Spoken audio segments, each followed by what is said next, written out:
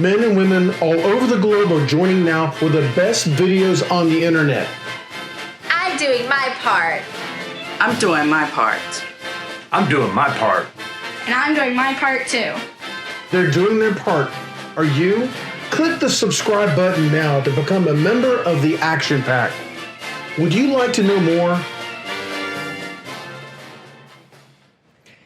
Hello, everyone, and welcome. I'm Mike, and with me today is Travis.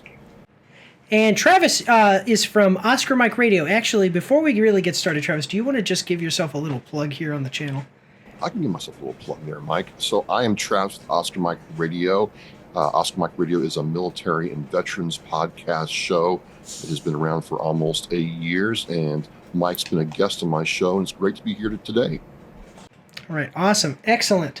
So our question today for you guys is, did you enjoy the Snyder Cut? What do you think of Zack Snyder's work? Because today we are going to be talking about his newest movie that just released on Netflix, and I believe, so they're setting it up to be at least a sequel, but I think a trilogy. I'm not exactly sure. Actually, I should have looked that up. I'll look it up while we're going here and we'll talk about it. But at least there's going to be a sequel.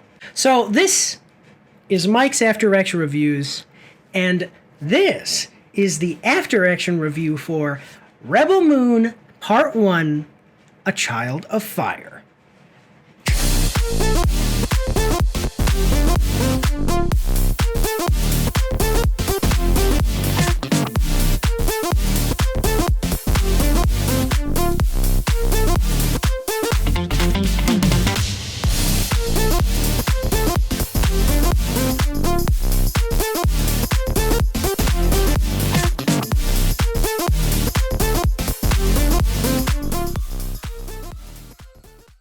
My name is Stephen Russell.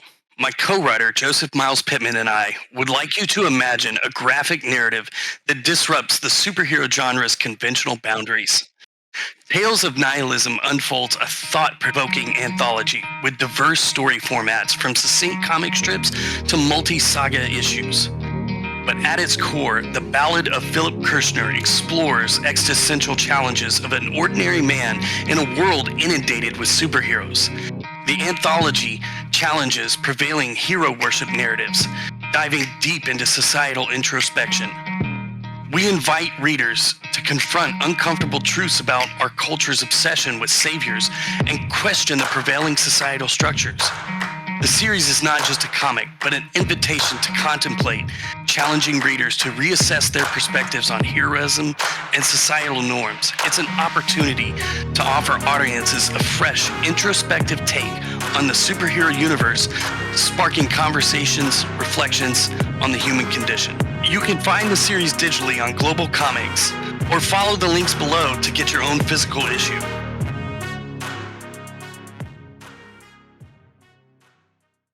All right, guys, so as always, we have our guest. I have my notes pulled up that I'm going to be reading from. I think, actually, I'm going to pull up IMDb here, just in case, because that's just always a good thing to have when we're doing these reviews. All of the information from production is going to be from IMDb. So if you have an issue with any of my information, take it up with IMDb, because they are a reliable source, and they're the source that we use.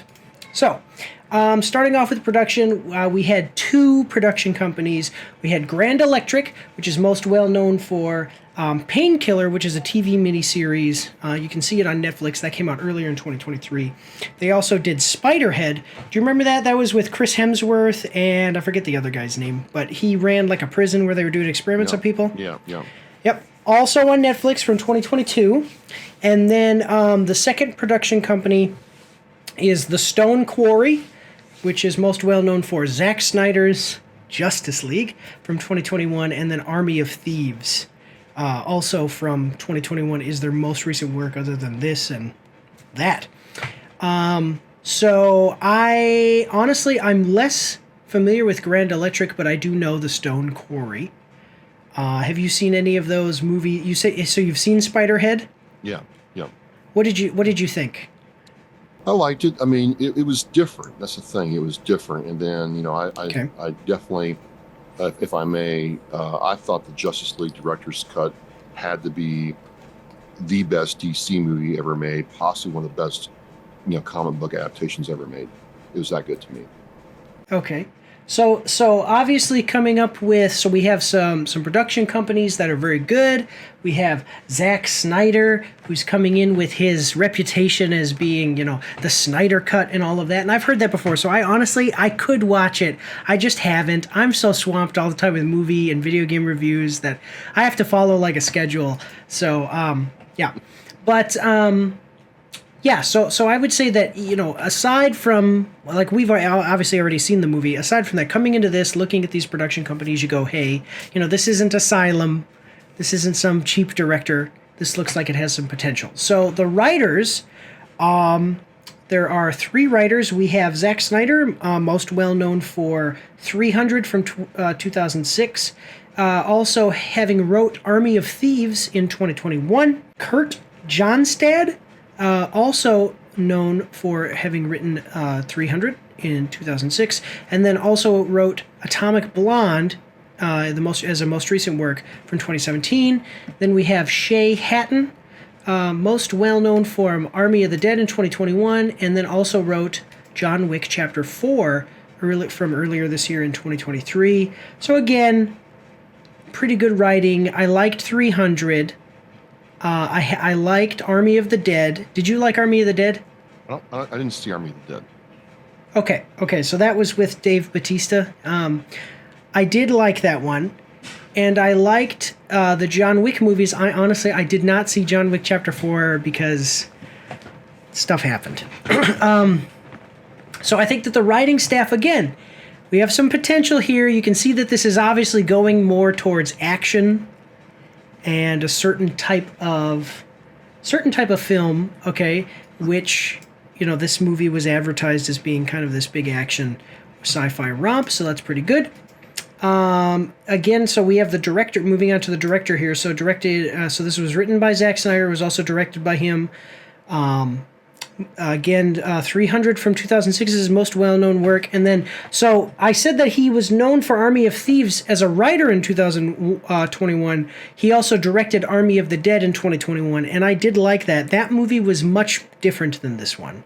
That was like a zombie apocalypse movie where they were trying to do a heist in a zombie apocalypse world, so it was this very interesting concept, and I thought they did a good job there. The last category that we have for production is music. I included this one it's been a couple of months now that I've been including music, because sometimes the music is very, very impactful in the production process here. So we have Tom Holkenborg, most well known for Mad Max Fury Road in 2015, and then also did 3,000 Years of Longing in 2022. And I will tell you, the movie 3,000 Years of Longing, have you seen it? No. Okay, so that's Idris Elba, and he's a genie, and the music for this movie was excellent. So having this guy on as the music was really good. What did you think of the music in this movie? Is there anything that you remember? I just thought it set the tone for each scene correctly. Okay. It was lighthearted when it needed to be. It really, at certain parts, brought together. I thought it was well done. Okay.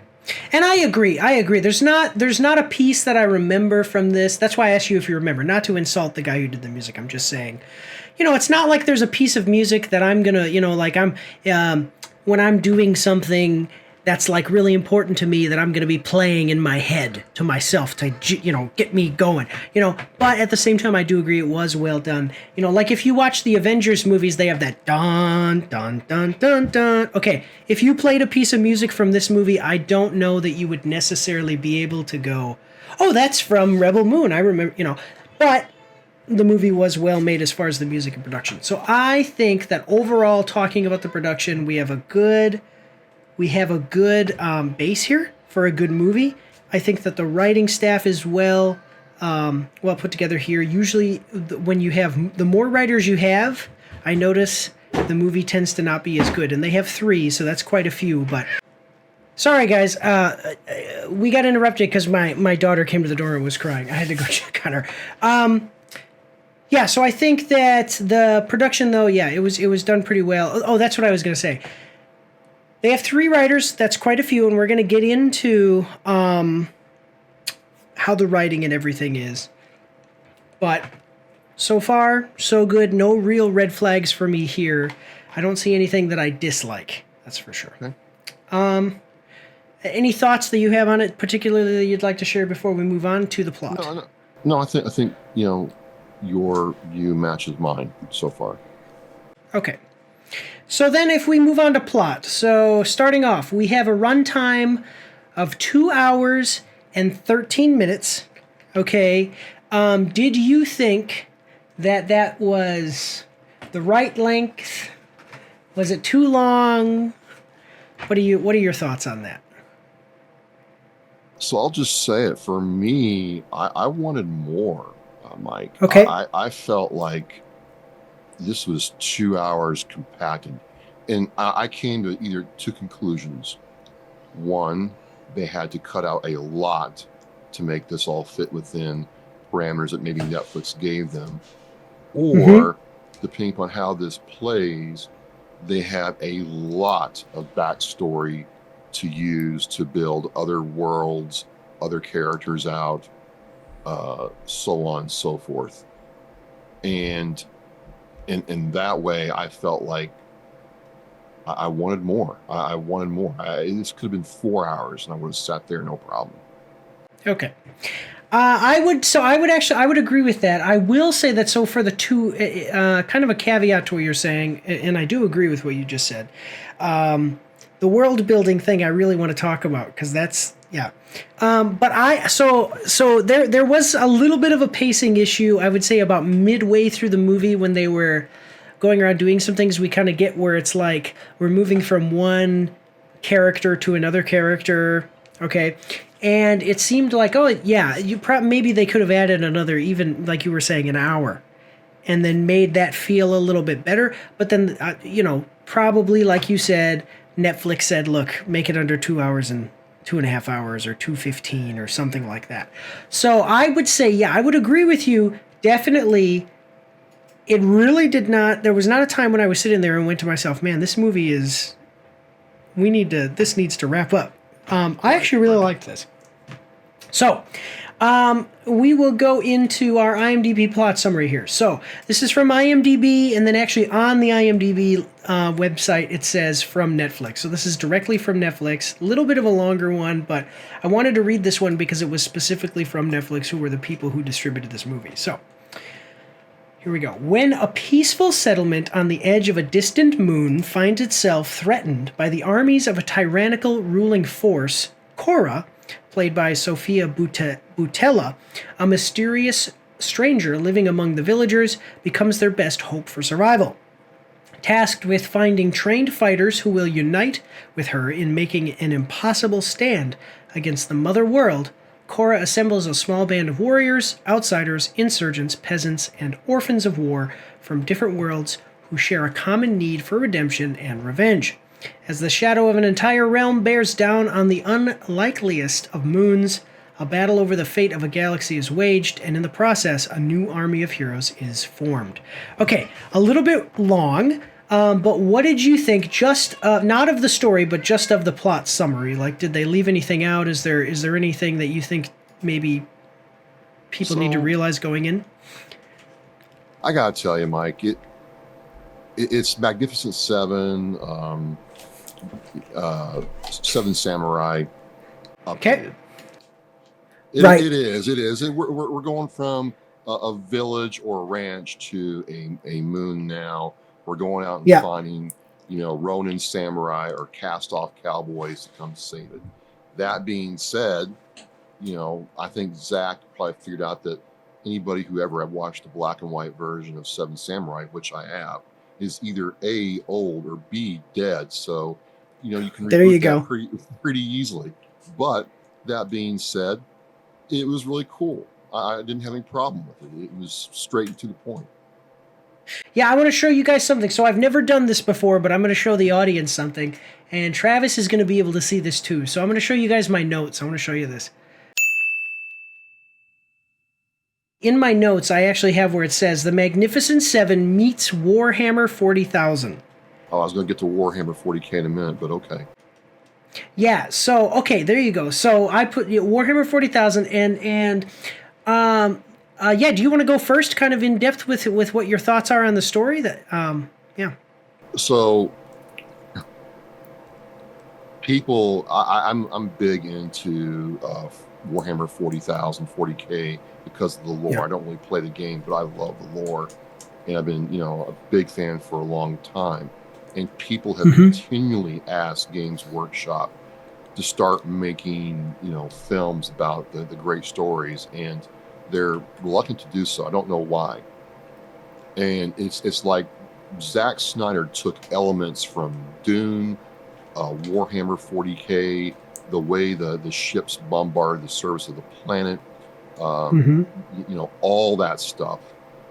The Imperial Guard, the factions, the Mechanicus looking, servitors, all that stuff was like his. And I'm like, is Zack Snyder a 40K fan? Because some of this, looking at the design of the cities, looking at the design of the ships, looking at the way the character factions, the rogue traders, I'm like, they're all lifted out of the average Warhammer 40,000 book you can buy now. So it really set this nice gritty scene in certain parts that really made it work. Yeah, I definitely agree with you. I think that so what I wrote here about this story in particular, just the story. I kind of went over the fact that there were some pacing issues, jumping from character introduction to character introduction. So we have the 7 samurai. We're talking about the Magnificent, kind of how this is a Magnificent 7 movie. And I want to be very clear about this. Have you ever seen a movie more than once? Any movie more than once? Yes. By choice? Yes. That's because people, you see a good story, and there's nothing wrong with seeing that good story again. You know what I'm saying? So I don't have a problem with a movie that's premise is based off of basically what the premise is of another movie or another story. So that doesn't bother me. I hear people complain about stuff like that all the time, and I'm like, look, man, it's all... The important thing is like the acting and stuff, but really we've been telling each other the same stories for thousands of years. So, Pretty much. Yeah. So you have... I don't mind that if it's done well. And in this case, I felt like this was done well for an updated audience who've never seen this kind of movie before. Right. So you have the Magnificent Seven, and we're introducing different characters. So there is like, hey, we've got some characters to introduce. We got to go. So there's a part of the movie where it's a little bit like, just felt just a little rushed. It's not terrible, but it's just like, hey, we got this character. Okay, now we got to move on to the next character. Okay, and actually, I'll say that the remade version of the Magnificent Seven, both remade versions of the Magnificent Seven, because I saw part of the black and white, but I do not I haven't seen the whole black and white old samurai movie. But then I did see the Magnificent Seven, like the old one with the cowboys, and then I saw the new one with Denzel Washington in them. Both of those movies had the same issue where it was like, we've got to introduce all these characters. So just real quick, in this 30-minute part of the movie, we've got like 7 characters, and they just real quick went through them. So that didn't bother me so much, but it is there. But then I also want to point out that so this movie is more about the world and the story rather than the characters. And what I mean by that is that we meet these characters and we get their backstories. There's not a whole lot of development, okay? But it really does paint the picture of the setting of the story and the world that they're in. The one that gets the biggest amount of development is actually a side character, I think. And then the one that we learn the most backstory is the main character, who is this Korra. But then these other characters, you kind of get the idea who they are. There's like the rogue guy, kind of a Han Solo type character. There's the general guy, so you kind of get the idea who he is, but you don't specifically see them sit down and talk and, like you do in movies like The Avengers and stuff like that. Right. Yeah. And I think that that's okay because, this is kind of my last point about the story here, is that this was written to be a part 1. And it does have a resolution for this kind of section of the story, but it was written to be, this is the part 1, and then from there we're going to move on to whatever part 2 is going to be, and I believe there's going to be a part 3. And I'll verify that before we end the review. So I think that just the story, like not talking about acting or any, the whole thing, but just the story, I think was a good, solid base. It seems like Zack Snyder came and we're both saying here, I like Warhammer 40,000. I like the Magnificent Seven. We're going to take the good idea of the story of the Magnificent Seven. We're going to mix it with the great idea of, maybe some Star Wars, maybe some Warhammer 40,000, maybe some Dune, and we're gonna mesh this together and make a new story from that. So I think that was a good idea. Everybody says Star Wars. The only Star Wars thing I chuckled at was the first 30 minutes of the movie where they're farming. Past that, I didn't feel Star Wars. I felt more 40K and Dune and more than I felt Star Wars. That's just me. I do want to tell you one thing. And actually, as you say that, I kind of agree. I think it's more Warhammer 40,000, way more Warhammer 40,000 than it was Star Wars. But there's another movie, and as we're sitting over here, I guess I can put a picture of it over here. Have you ever seen a Kurt Russell movie? Came out in 1998 called Soldier. Yes. So let me tell you guys, audience members, let me ask you this and leave a comment down in the comment section if this sounds familiar when we're talking about Rebel Moon. A man is raised as an elite soldier, okay, for an empire, an intergalactic empire that's taken over the world. He is wounded in battle and left on a planet, starts to live amongst the people, and then that intergalactic, government comes and decides to attack that planet, and so he has to mount a defense. That is the exact same idea.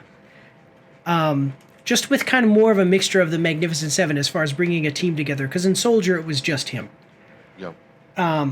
Yeah. So I really, as soon as I saw the promotional material, I was like, I told my wife, I was like, that's very similar to the plot of a movie that I saw with Kurt Russell. Yeah, so production and story, I think actually were quite solid. And then I think if you have nothing else to say, we can move on to actors, acting and the characters. Yeah. Okay, guys. So then moving on to acting and characters. Okay, so this movie has a lot of main characters. It's kind of an ensemble. We're gonna go through the top 5 here, and I'm gonna go through these kind of quickly.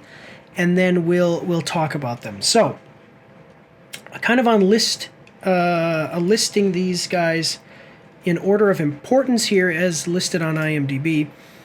We have Sophia Boutella, Boutella. Okay, and she plays Cora.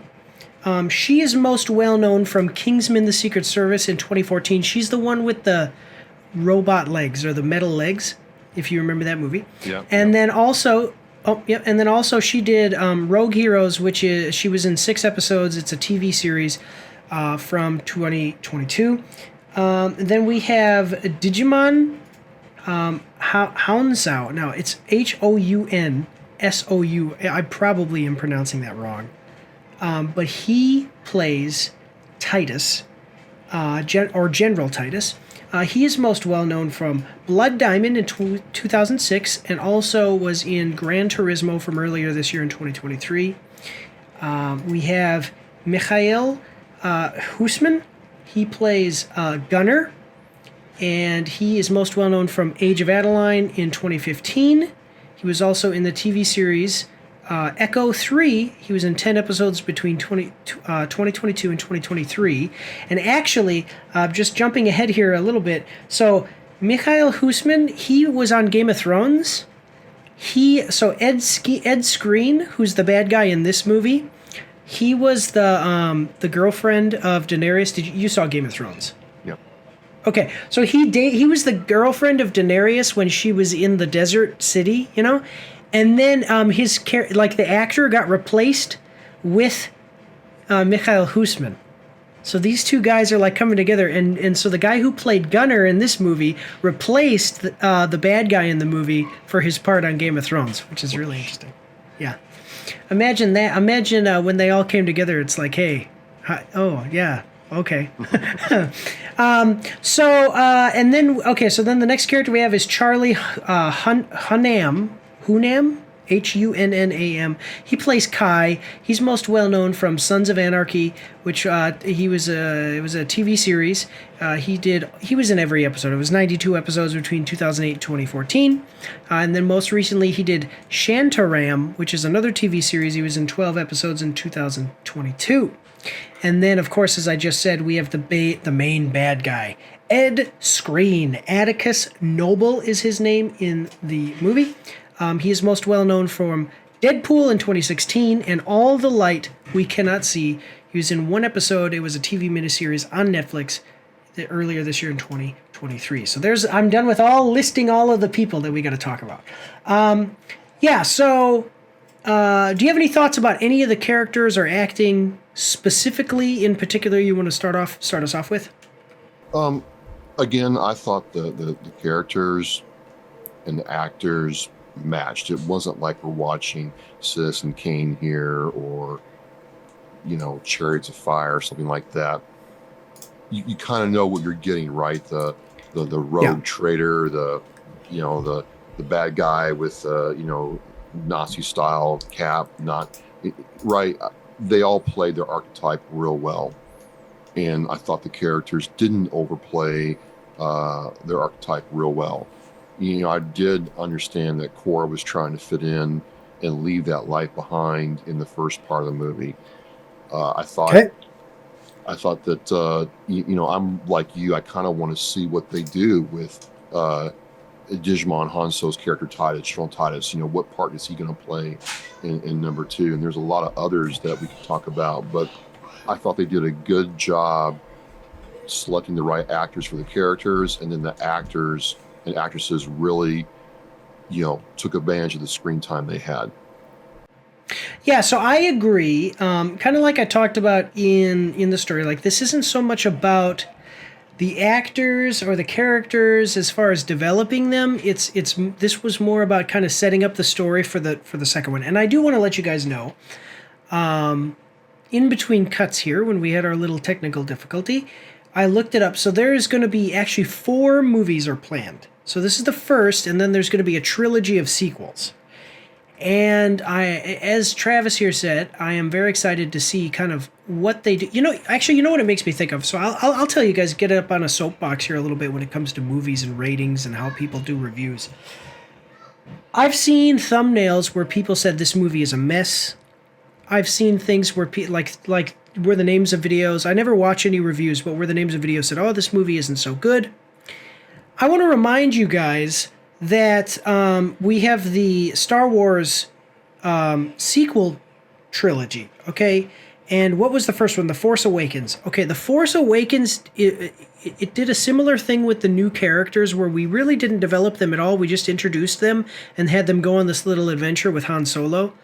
And everybody loved that movie. And look what happened with... like that. After I left the theater, I looked at that movie and I said, actually, I didn't think that the acting was even so great. I thought that some of the characters weren't so great. I didn't like certain aspects of that movie. Okay, then you have people saying that this movie, which kind of takes a similar world building, character introduction, takes a similar approach here, and people are kind of trashing the movie. So I'm like, how did you like that other movie and you didn't like this movie? You see what I'm saying? Yeah. But I think that, we introduced all these characters. I'm excited to see where they go from here with developing the characters. That's what I'm trying to say. I'll get off my soapbox. I don't want to be too long-winded, okay? I will say that, so one of the characters is... I list the top 5 characters, but the character that I think actually had the greatest amount of development was Jimmy. And he's played by Anthony Hopkins. That's the robot. Really. Yes. Really, Yeah. they have this robot character, and he like sits down and talks to another character, this girl from the village, and he there's a little bit of a heartfelt moment. There's some world building through the story he tells her, and then at the end of the movie, you see some stuff with him, and you're like, oh, like I want to see about that character specifically, instead of just seeing where the story goes. So I think that was actually my favorite character. I didn't list him because he was in my whole list here, because he's kind of a side character. But I really actually think that he probably had like I'm very intrigued to see what they do with that. I really liked Sophia Boutella, who plays Cora. I think that the thing that I liked the most is I was watching this movie with my wife, and what we've seen in a lot of the movies recently is they take female characters and they strip them of any actual character, and they think that making them that way makes them tough. And I understand and I'm going to tell you now, moving forward, when people say to me, well, what, you don't like strong female characters? I'm going to say, no, I do like strong female characters. Go watch Rebel Moon, because here's a female character that I get, and she seems real. It seems realistic that this is what a woman would be like, who is a warrior and living in a world like this. And one thing that I really liked is that when she does her fighting and stuff, she's not unrealistically like punching a 300-pound guy and he falls down and he's dead. She uses some actual finesse and skill. So I did like that about her character. The other character that I'll point out is that Mikhail Husman, who plays Gunnar. He serves as kind of the audience. So all the other characters start explaining things to him, but really they're explaining them to us. So I did like his inclusion. And it'll be interesting to see. I don't know if he's going to be like a love interest later, or he's going to be the hero of the story in the end of the trilogy or whatever. But I did like that guy for that purpose. Aside from that, I'll say the acting, I think, was all top-notch. I think all the acting was good. Even if the characters, like I said, didn't get so much development, I am interested to see what they do with them in the future. Yeah. Anything else you want to say about the characters or acting, though? Yeah, just really quickly on the characters. For Jimmy, one of the things that really struck me about Jimmy is everybody's going to say, well, there's your C-3PO. But I'm like, no. If you notice, in every one of the Star Wars movies, C-3PO is pretty much the same entity. Right. The temperament hasn't really changed. He's the same because he's a robot and designed that way. What I liked about Jimmy is there's this development, like he's almost like this shamanic robot android thing that is going to morph into something else. Like, what is going to happen with that? So I thought that was a very cool transition to in the movie with, but leave you wondering that every character has something to do with the story going forward. Right. And it's great. It was a great choice to show, because you do see this character. A lot of times these robot characters are like these supreme intelligence type characters, and then maybe not understanding the humanity, like emotions and stuff like that, or jokes and things like that. But I would say that actually this Jimmy character is very, very human. So he's a robot, but he's very human, and it was a genius idea to have Anthony Hopkins, because Anthony Hopkins, when he talks, he just sounds like a wise character, which is what I think that they're trying to play Jimmy as. Like, this is going to be, like you were saying, when you said shaman, I think you hit the nail on the head.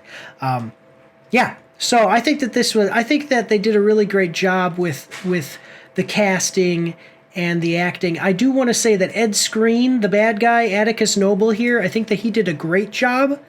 I think that Ed Skrein, he's kind of I don't want to say B-list actor, but he's not like super, super famous, this great actor. But I think that he did a really good job. I think this is probably the best performance I've seen him give so far. And he does play a bad guy in most of his stuff. So I think this is probably the best bad guy that we've gotten out of him so far. Yeah. But otherwise, we can move on into the miscellaneous section. So this is where the bulk of things, I think a lot of people have things that they want to say in the miscellaneous section. So miscellaneous section. So Travis is new to Mike's After Action Reviews as far as doing movie reviews with us. So for him and for you guys, I'm going to explain. So we have characters and acting, the plot, the production, and then the miscellaneous section is anything that doesn't fall into that, and then we're not going to give our final review scores or anything. Spoiler free, anything that you just want to say about the movie that doesn't fit into those other categories. Oh, wow, sure.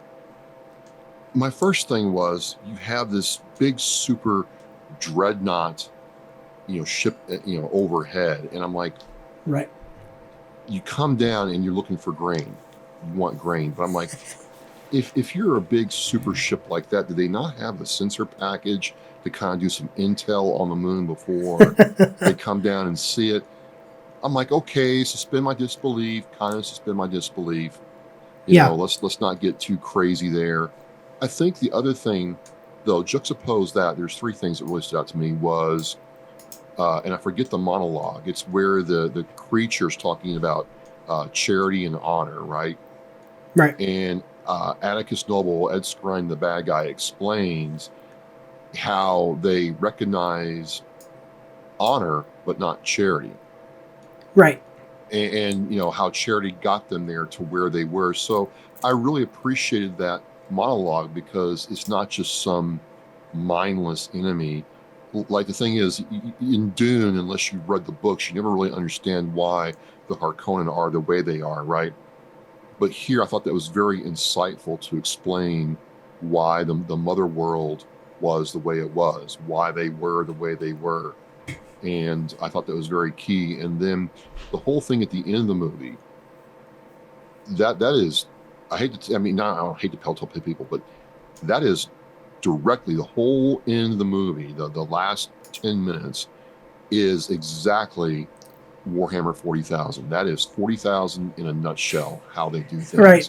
And that was done I'm like, come on, Games Workshop, let's give us the movie we've been waiting for. You've got Henry, Cavill now. Let's do this thing. So my point is it can work if people really get passionate about the project and let it go. And then my final thing is, yeah, Zach's back. Yeah. Okay, I get what you're. Yeah, and I will tell you. So a couple of points. I think that it's really great. You and I have talked, and when I came on your podcast, I was talking to you. I don't know if you specifically remember this, but kind of talking to you how we have these ideological overtones in everything now. And it's really great to see that you have a good guy, bad guy narrative, and then you have a moment. I'm saying this to compliment what you said about Atticus Noble's monologue. You have this good guy, bad guy narrative, and then there's a moment where he's explaining his motivations, and you get a subtext instead of it being the overtone. Instead of it being where he says, well, we're the big bad guys, and we're the capitalists, and the capitalists hate everybody that's poor, so we're just going to kill all you guys. No, he says, he gives you an ideological reason that is the subtext of why he is the way he is and why, and so I think that that's really, yeah, I definitely agree with you. I think that that's really great. So it's not just some mindless action movie. This has, right. This is painting you a picture of what good and evil are, obviously through the eyes of the people that made the movie. I want to say, which is also 40K. I mean, when you break 40K down, there are no good or bad guys. They're all like, right. Whew. Yeah. Well, exactly. And then the thing is like just like the Magnificent Seven, like when Korra, she gets all these warriors, they're all like criminals and they're all like these bad guys. They're seeking redemption, but like you just said, there are no good and bad guys here. They're all murderers, they're all thieves, they're all killers. It's just that one side is deciding for itself that, hey, we're going to try to be good. Or at least do a good thing. I do want to highlight that the production value here is great. All of the costume work, there's the scenes that are in the trailer, and you're probably going to have seen them because the trailers are going to be playing here. They have the griffin, and it looks really cool, or the hippogriff or whatever it is, and it looks really cool. The CGI is really cool. There wasn't a moment for me where I had to stop and go, that takes me out of the movie. No, I really liked all of that. The one critique that I'll say, and I think that I've seen other people, again, I haven't watched any reviews, but you hear snippets of things as you watch videos if you're on YouTube and stuff all the time. Other people have said this, and I agree.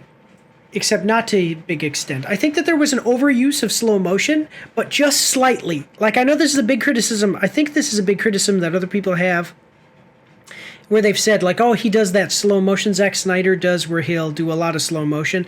I think that he did slightly too much slow motion. There were scenes where I said to my wife as it was going through the slow motion part, I was like, you know, it would just be cool to just see this in real time, because the action of it seems like it would be a cool scene to watch just in real time, you know. Yeah. Well, I mean, if they didn't watch the Justice League director's cut then, because that was all slow motion. Yeah. Oh my God, yeah. that was scene after scene. Every fight scene was slow mo. But I do see what you're saying. It would have been nice to see some of this stuff at full speed. Yeah, but I did like, and like I said, just slightly. Actually, I did like all the action, and I think this is really good. So, all right, you know, I mean, if that is kind of all we got there, that's really all I've got. So I didn't have a lot of complaints. I don't, like you were saying before, you said earlier, you know, we're not watching Citizen Kane here, so there's not like, I'm not going to be singing this movie's praises on the mountaintops or whatever, but at the same time, I think this is solid work. Not a whole lot of things to complain about here. So if you would like to, we can move into our final statement and review score. So we do two things here, Travis. Okay. We do the AAR. So if you could give maybe two or three sustains and improves, okay? And then give a final statement and a review score, and then the review score is out of, so it's bad, and I can remind you of this later because sometimes people have to ask me. So it's bad, below average, average, above average, or excellent. Okay. Okay. All right. So if you would like to, would you like to go first? The Action Pack needs you. You can support Mike's After Action Reviews on our Patreon for as little as $3 a month. Every quarter, once we've made at least $200, we're going to be giving away 10% of our earnings from Patreon in a giveaway over on our Twitch, so go check that out as well. You can find all of the links for everything in the description and in the pinned comment down below. Do your part. Support the pack, the Action Pack. Yeah, I'll go first. So, look, Rebel Moon is portent of things to come and possibilities across different universes. That's all distilled into this one story. There's a lot that's happening, but just watch for the joy of watching movies. Right. I felt it could have been, I wanted more, and that's my main complaint. I wanted more. Maybe that's a good thing, but I wanted more, and maybe I'll get more. I'm hoping I get more. My score is definitely above average. It's not excellent. Okay. But it's definitely above average. Okay. Can you give me two sustains and two improves? Two. What's a sustain? I know what improve. Okay. Something that it did well, that you wanted to keep there. Yeah. The sustains. Keep bringing in the 40K universe. Sustain that any way you can. I don't care how you have to do it. Keep pushing Games Workshop into a corner, Zach. Let's do this thing. The other sustain is, you know, keep the focus on the story and what it means for all these amazing characters. The improvement factor, I just don't want to beat it up because I thoroughly enjoyed it, but I will say just give me more. That's the improvement. Give me more. I want more. I'm hungry. Okay, excellent. All right, awesome. So I'm gonna say, so I'll start with my sustains and improves here. I kind of went into it. I'll start with improves. Is that slow motion? Slightly too much. Not. It wasn't even like a bad thing. It was just that there was a couple of scenes where I went, not that it was bad that it was in slow motion, but I think it just would have been better in real time. You know, like real time where we can see them jumping around, almost like in the Matrix, you know, like sometimes they did slow motions, but sometimes it was really cool to see them doing all the real quick, you know. Okay. The other thing is that like I said, there were some pacing issues. It is a 2 hour and 15 minute movie, but at the same time, there were some parts where it's like, again, agreeing with you here. I would have sat here for 3 hours if you could have maybe not had that little bit of pacing issue about, I want to say it was like the second act of the movie, they had a little bit of a pacing issue. So those are my 2 improves. Not huge improves. Not, I didn't think that they really impacted the movie in this terrible way. My sustains are that we did. So this is just a solid story. Nothing. I don't think that they're trying to, as far as the story they're trying to tell, they're not trying to do some big twisted. It's not like there's like time travel or all these complicated twists and turns. This is like a simple, hey man, you're the bad guys standing over there. We're the good guys. You want to watch us fight? That's what we're going to do. Okay. Great. I think that that's great. I think that formula is underused. I think that everybody tries to get really complicated and it just doesn't work a lot of the time. And then my other sustain is the world building. And Warhammer 40K goes into that. The world building. Yeah, I can definitely see where at the end Warhammer 40K people were like, yes, are they going to do it? And then I think that immediately I had an idea of like, are they going to do this particular thing? And then they went another way with it. And I'm going to talk to you after we're done with the review and I'll see what you think because of spoilers. But then they did a different thing and it was fine. But it was like, yes, you definitely see the Warhammer 40K aesthetic. Keep that coming. Keep the world building really going with this into, if we get 4 movies like they plan, I want to see what kind of world we have at the end. For my final statement review score, I agree with Travis here. This is one of those movies that probably by virtue of the way that movies have been going lately, this is going to end up being a pretty good series and considered a much better series than maybe it has any right to be, just because so many movies nowadays they lose the plot. So far, like this movie, it's stuck to the core of what it was supposed to be. This is supposed to be fun to watch. It's supposed to be action. We introduce a bunch of characters and have them fight each other. Okay, we've had the introduction. Hopefully in the next movie we start to develop into that where we're going to have intergalactic battles or whatever they're going to do. And so because of all of that, because of how just solid of a core this thing is, I'm going to give this one an above average as well. I would say that it's probably mid-tier above average. Not like not quite excellent, but it's definitely got a hand over a lot of the movies that we've been watching today. It's over industry standard. Just really good, solid work. Nothing too fancy. Fun watch. Yeah. Absolutely. Yeah.